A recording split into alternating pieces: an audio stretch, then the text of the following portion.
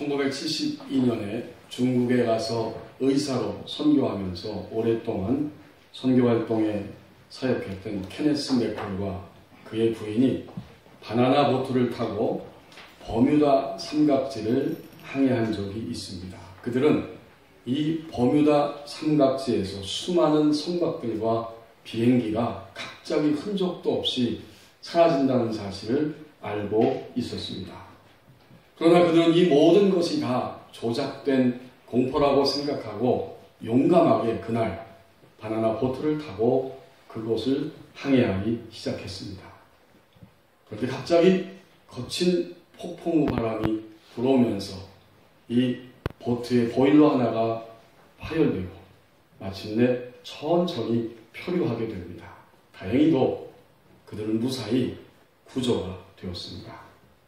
그 후에 맥콜은 조사와 연구를 통해서 노예 상선들이 버뮤다 삼각지를 지나가면서 항해 중에 병들어 있거나 또 비실비실한 흑인 노예들을 200만 명이나 그냥 그 버뮤다 삼각지에 던져버렸다는 사실을 발견하였습니다. 오래전에 그 아더 헤일리의 원작 뿌리라고 하는 책이 영화로 만들어져서 아마 우리 교우님들도 보신 분들이 있으실 것입니다. 그 영화 속에서 노예들의 시체가 버려지고 또 죽어가는 노예들의 생생한 모습을 아주 실감나게 보여주었습니다. 노예들을 빠뜨렸던 이유가 또 한 가지가 있는데 이 노예상들이 사실 항해 중에 억지로 병들거나 약해진 그 노예들을 데리고 미국 버지니아에 가서 파는 것보다는 노예 상실로 인한 보험금이 훨씬 더 이득이 컸기 때문입니다. 결국 노예상들의 이러한 죄로 인하여서 그 지역은 유령들이 출몰하는, 성서적 용어로 표현하면 귀신들과 악한 영들이 출현하는 이런 장소가 되었었습니다. 바로 그 노예들과 노예상들의 관계, 그 관계성에 문제가 있었기 때문입니다. 그 양자의 관계는 결코 하나님이 원하시는, 말씀하시는 그러한 관계가 아니라 사람을 사람으로 대하지 않는 죄, 바로 그 문제였습니다. 우리는 아침부터 저녁까지 사람들과의 관계성 안에 생활합니다. 모든 우리의 삶은 온통 사람들과의 만남으로 이루어져 있기 때문에 그 관계성 때문에 우리는 행복해하고 행복을 느끼기도 하고 반대로 그 관계성 때문에 또한 고통스러워하고 힘들어합니다. 우리의 삶은 온통 사람과의 관계성 속에 있는 겁니다. 오늘 본문 14절 말씀을 보십시오. 말이 앞서는 사람들이 있다고 말씀합니다. 선물한다고 거짓 자랑하는 자는 비 없는 구름과 바람 같으니라. 아멘. 지금 바람과 구름이 이렇게 나타나면 사람들은 틀림없이 비가 쏟아질 것이라고 기대하고 기뻐합니다. 한참 여름 가뭄 때에 드디어 구름도 보이고 바람도 불기 시작하면 비가 올 것이다. 예측하지만 이 바람과 구름이 모습만 싹 보여주고 비는 전혀 뿌리지 않습니다. 그때 사람들은 실망과 고통을 경험하죠. 농부에게 있어서 이 구름과 비는 약속과 같습니다. 구름과 비를 통해서 농사를 지어야 하기 때문에 농부는 항상 그것에 예민하고 그것을 당연히 기다리고 있습니다. 이제 구름이 몰려오고 날씨도 컴컴해졌는데 막상 비가 내리지 않습니다. 그때 농부의 마음은 큰 실망을 경험합니다. 여러분, 오늘 앞부분의 이야기도 그것입니다. 마찬가지예요. 선물을 주겠다고 큰 소리는 쳤지만 사람들은 그 선물을 기대하고 예측하고 있는데 그것이 거짓이었습니다. 거짓 자랑하는 이런 사람들, 말이 앞서는 사람들, 이런 사람들이 종종 우리 주변에 많이 있습니다. 마가복음 14장 27절에서 31절 말씀해 보니까 예수님과 제자들과의 대화 장면이 나옵니다. 오늘 밤 너희들이 다 나를 버리고 흩어질 것이다. 베드로는 말했습니다. 모든 사람이 다 주를 버릴지언정 저는 결코 그렇게 하지 않을 것입니다. 예수님이 재차 말씀하십니다. 정확하게 말씀하십니다. 오늘 닭이 2번 울기 전에 내가 3번 나를 부인할 것이다. 베드로가 더욱 강하고 힘있게 이야기합니다. 31절 말씀해 보니까요. 마가복음 14장 이렇게 기록합니다. 베드로가 힘있게 말하되 내가 주와 함께 죽을지언정 주를 부인하지 않겠나이다 하고 모든 제자들도 이와 같이 말합니다. 분명히 베드로는 자기의 실상을 모르고 말이 앞서버렸습니다.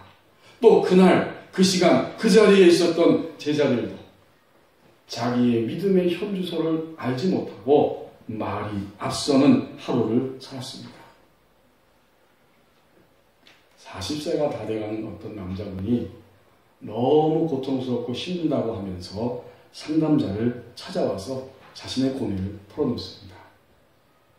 20년 전에 그는 고등학교를 졸업하자마자 가족과 함께 미국으로 이민을 갔고 시민권을 빨리 얻기 위해서 미 군대에 미군으로 자원 입대했고 한국에 와서 근무를 했답니다. 그리고 한국 여성과 만나서 결혼을 해서 살고 있는데 도무지 이 부인이 자신을 믿어주지를 않는다는 거예요. 자기는 이름이 심아무개인데 상담자한테 말하기를 저는 심뻥입니다 라고 이야기하는 거예요. 예를 들면 이런 겁니다. 당신은 지금 어디에 살고 있습니까? 누가 물어보면 저는 베버리 힐즈에 있는 연예인 탐 크루즈가 사는 옆집에 삽니다. 그런 말이 그냥 나온다는 거예요. 그러면 학교는 어디서 다녔습니까? 제가 미국 동부의 하버드를 나오고 서부에 와서 버클리에서 MBA를 했습니다. 이게 실상이라는 겁니다. 도대체 이게 어떻게 된 것인가? 너무 괴롭다는 거예요. 이제 상담을 끝나고 진단하고 결과가 나왔는데 그 결과는 이런 것입니다. 당신은 성격장애 중 연극성 또는 히스테리성 성격장애를 갖고 있고 상대방의 감정을 조절하려고 하는 강한 욕구가 있는 동시에 또한 강한 의존성을 가지고 있습니다. 그래서 관심을 끌기 위해 과장된 감정을 표현하고 과장된 말을 합니다. 또는 겁주기식 행동을 하고 있습니다. 그리고 그 사람의 마음속에는 분노와 우울이 있다고 진단이 나왔습니다. 오늘 14절 말씀 그대로입니다. 선물한다고 거짓 자랑하는 자. 바로 이런 모습이 그대로 드러납니다. 자, 이 결과를 좀 더 쉽게 우리가 풀어서 생각해 보십시다. 이것은 결국 무엇이냐면 바로 자기 포장입니다. 다른 사람의 관심을 끌기 위해서 소위 시간과 정력과 돈을 다 바쳐가면서 사람들과의 관계성을 가지지만 어느새 금방 또 실증이 나서 새로운 자극과 새로운 활력을 찾기 위해 돌아다닙니다. 그 관계가 오래가지 못하는 거예요. 그를 내가 강하게 주도하려고 하지만 그 사람이 없으면 또 살지 못하는 이러한 강한 의존성을 가지고 있기 때문에 끊임없이 속에서는 자기를 포장해야 하는 고통이 있습니다. 또 하나는 뭘까요? 위기모면입니다.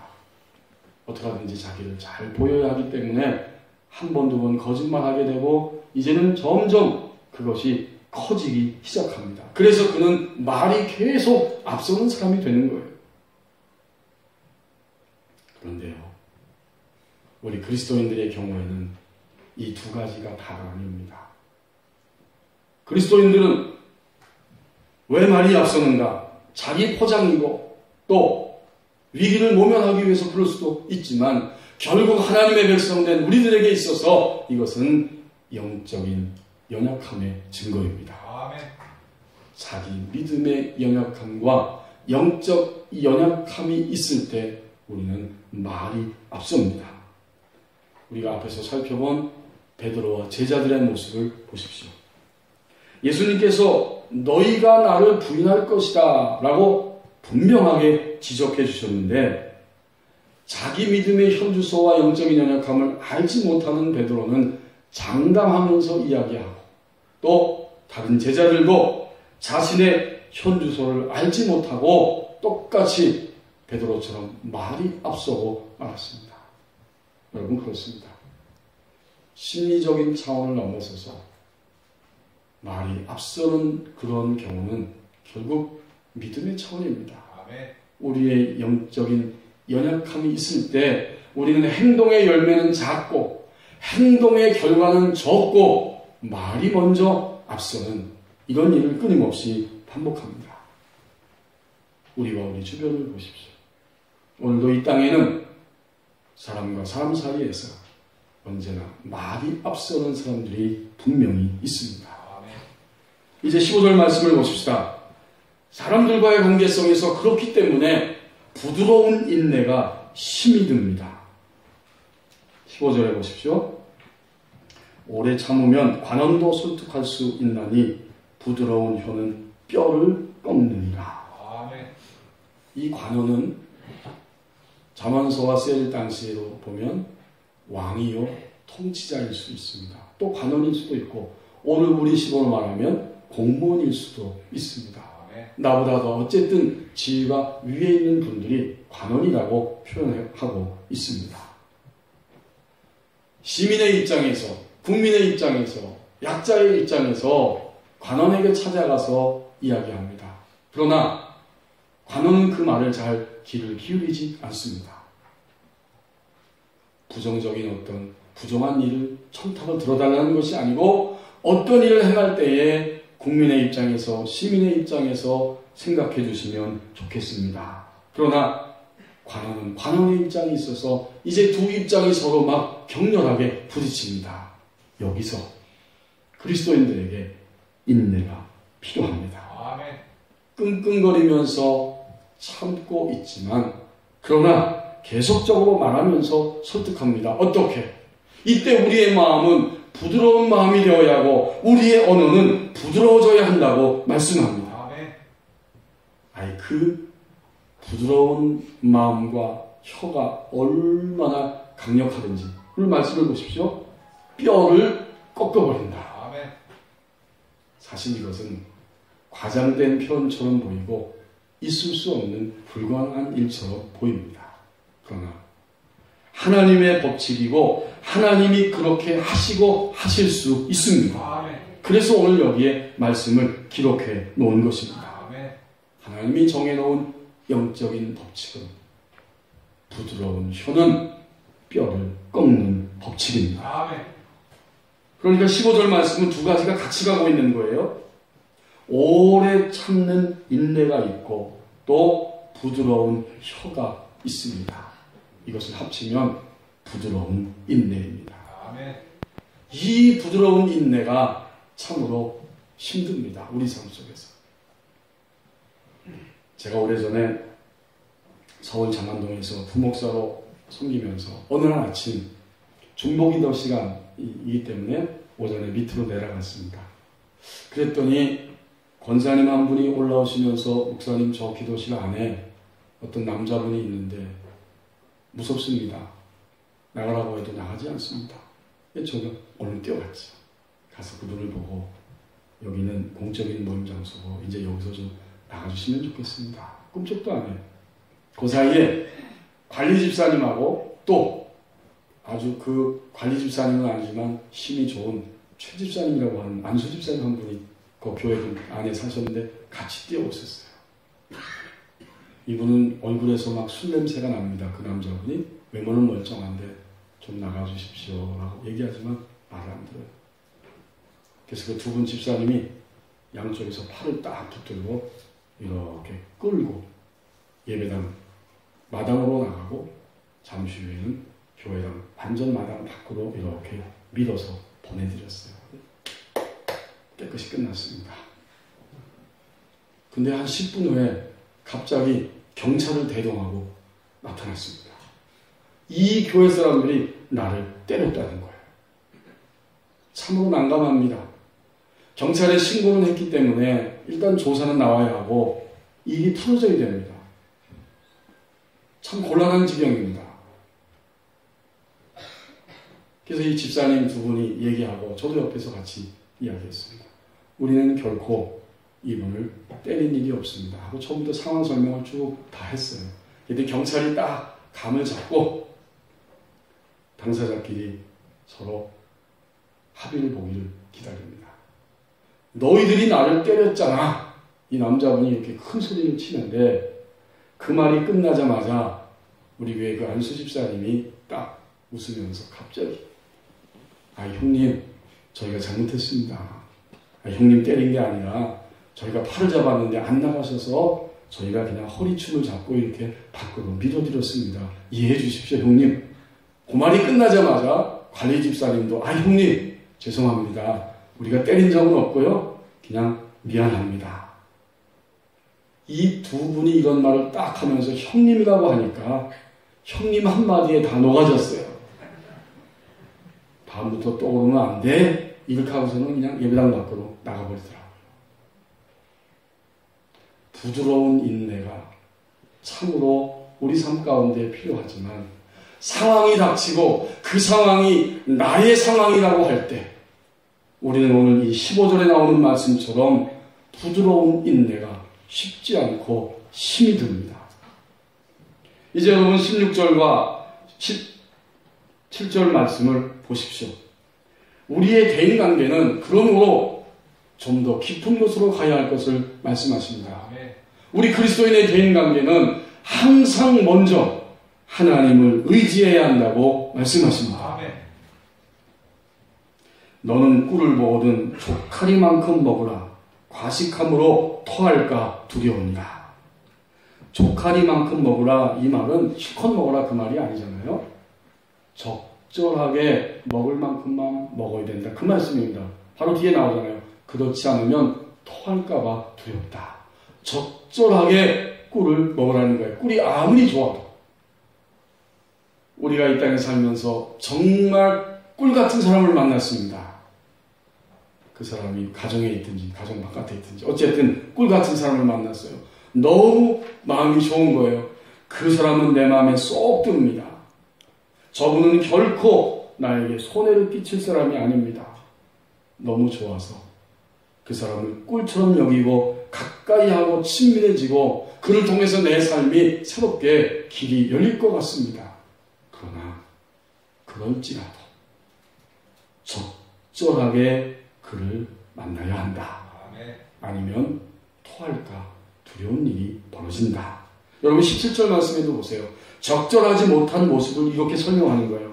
얼마나 꿀 같은지 서로 너무나 좋고 친해졌습니다. 서로 다 구분 없이 그렇게 친밀하게 지내는 것 같습니다. 그래서 그 이웃집에 자주 다니고 있어요. 너는 이웃집에 자주 다니지 말라. 그가 너를 싫어하며 미워할까 두려우니라. 이 사람이 전부다. 이 사람이 나에게 있어서는 든든한 백이다 생각하고 이제는 계속해서 드나드는데 너무 자주 드나드는 거예요. 균형이 없습니다. 중심을 잃어버리는 겁니다. 그러므로 그리스도인의 인간관계는 항상 먼저 오늘 16절과 17절 말씀을 통해서 하나님 우리에게 말씀하십니다. 하나님을 의지하는 자가 되라고 말씀해 주십니다. 우리 안에 내가 항상 먼저 하나님을 의지하고 그 바탕 위에서 사람들을 대면할 수 있어야 합니다. 그때 우리는 사람들을 만나면서 대하면서 우리 안에 있는 야망과 욕망에 빠지지 않습니다. 중심을 잃어버리지 않습니다. 근데 가끔 보면 제가 보기도 하고 그런 소식을 듣기도 합니다.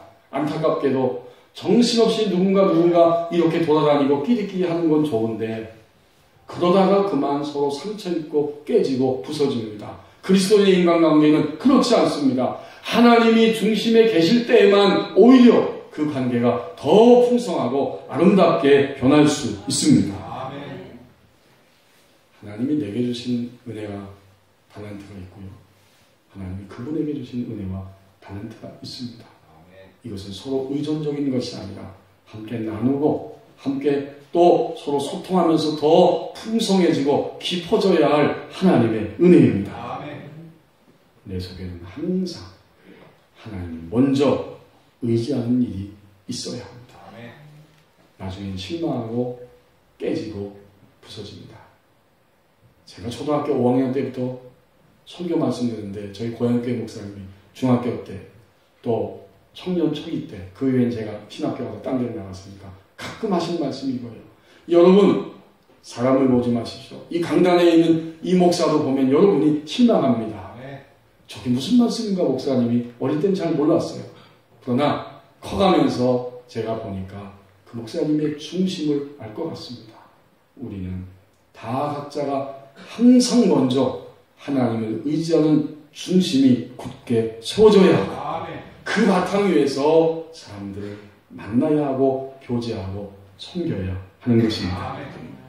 사실 우리가 미숙해서 그렇게 하지 못하지요. 우리의 야망과 욕망을 가지고 정신없이 그리스도의 사랑을 나눈다고 교제하고 그렇게 지나갈 때도 하나님은 영적으로 세워지지 않기 때문에 그 관계를 흩어버리고 맙니다. 그리고 흩어져서 깨어진 다음에 공고함이 돌아보면 내 안에도 욕망이 있었고 저 사람 안에도 욕망이 있었어요. 주님이 기뻐하시지 않아요. 그래서 하나님은 그 관계를 흩어버립니다. 여러분 우리 그리스도인의 인간관계, 대인관계는 다 각자가 철저하게 항상 먼저 중심에 하나님을 의지하는 관계입니다. 이제 18절 말씀을 보십시다. 대인관계의 최상급이 등장합니다. 그리스도인의 대인관계의 최상급은 바로 이런 겁니다. 항상 내가 더 주려고 하라. 항상 내가 더 주려고 해야 한다. 이것이 그리스도인의 대인관계의 최상급입니다. 자기의 이웃을 쳐서 거짓 증거하는 사람은 방망이요 칼이요 뾰족한 화살입니다. 방망이처럼 부숴버리고 칼로 그냥 베듯이 관계가 깨어져 버리고 화살을 쏘는 것처럼 상대방을 찔러서 고통스럽게 하는 이런 일들이 오늘 이 땅에 많이 일어나고 있는데 그리스도인의 관계성, 대인관계성은 그런 것이 아니라 항상 내가 먼저 주려고 하는 관계, 이것이 그리스도인의 관계성의 최상급이라고 말씀해 주십니다. 여러분 요즘 사회에서도 재능 기부라고 하는 것이 있어서 믿지 않는 분들도 또 믿는 우리 그리스도인들도 자기에게 주어진 시간, 물질, 몸을 다 하여서 줄 수 있을 만큼 가난하고 힘없고 병든 사람들을 위해서 섬기는 아름다운 모습을 보여주고 있습니다. 하물며 그리스도인의 경우에는 우리의 중심이 이러합니다. 항상 내가 더 주려고 하는 이런 마음의 중심이 우리 가운데 있어야 한다고 말씀해 주십니다. 여러분, 뭘 주는 것입니까? 우리는 믿음을 주고 영적인 것을 주어야 하고 그와 똑같이 동시에 물질적인 것도 함께 주면서 나눌 수 있어야 됩니다. 그러니까 우리 마음은 관심사가 늘 어디에 있냐면 사람들을 볼 때 저분을 어떻게 하면 하나님의 사랑으로 더 가까이 가게 내가 도울 수 있을 것인가. 이것이 그리스도인의 관심사, 사람을 바라보는 관심사가 되어야 합니다. 그를 물질로, 친절한 말로, 또 시간으로, 또는 지식으로, 또 영적으로, 믿음으로 어떤 것으로 돕든지 간에 항상 그분이 하나님께 가까이 가도록 하나님의 사랑 안으로 들어가도록 그를 내가 도와야 한다. 예수님께서 친히 이런 말씀을 하셨어요. 바울의 입을 통해서 예수님이 하신 말씀을 증거해 줍니다.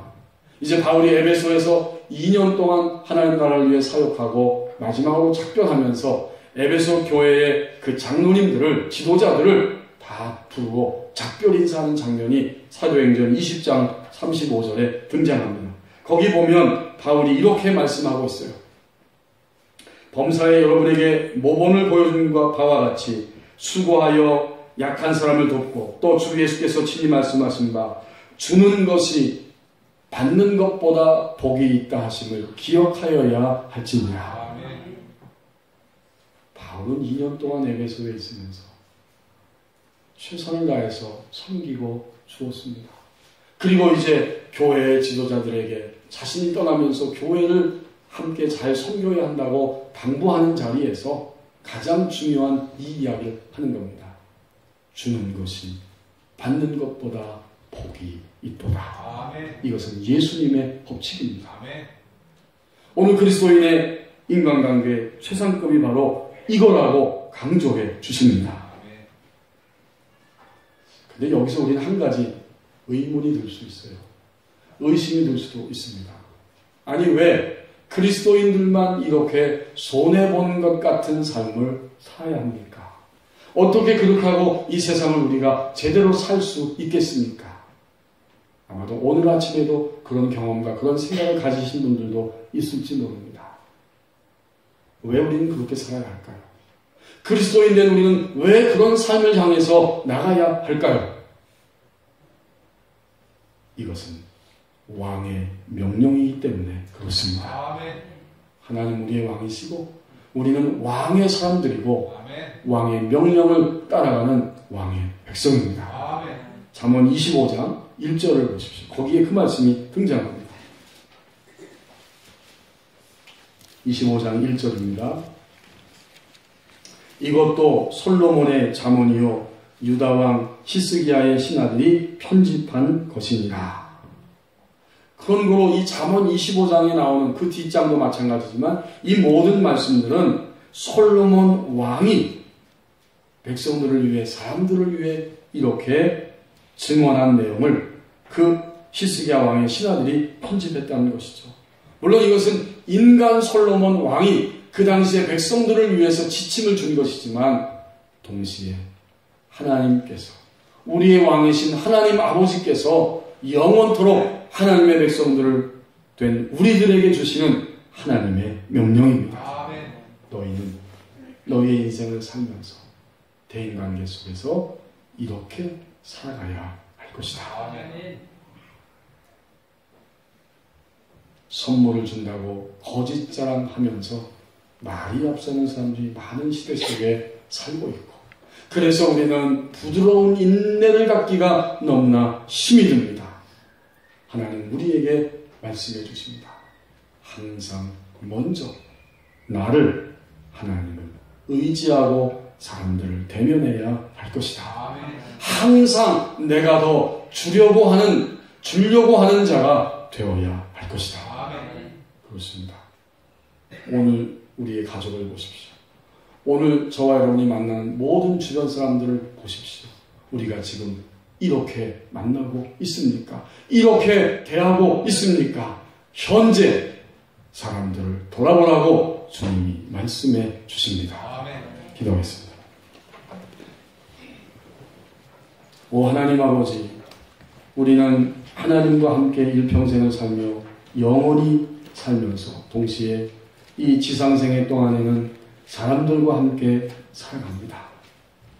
사람들을 대면하는 것 때문에 행복하고 기뻐하고 감사하고 그러나 또한 사람들 때문에 너무 고통스럽고 눈물을 흘리며 가슴 쓰는 일들을 경험하며 살고 있습니다. 항상 말이 앞서는 사람들이 많이 있는 시대요. 부드러운 인내를 가지고 그들을 대하는 것은 나의 상황이 되면 결코 쉽지 않고 힘이 듭니다. 그래서 우리 중심에는 항상 먼저 하나님을 의지하고 그들을 만나게 하옵소서. 항상 내가 영적인 것, 물질적인 것, 하나님이 나를 통해서 주라고 말씀하시는 것, 줄 수 있는 것, 그것을 주는 자로 살아가게 하옵소서. 예수님의 이름으로 기도하옵나이다. 아멘.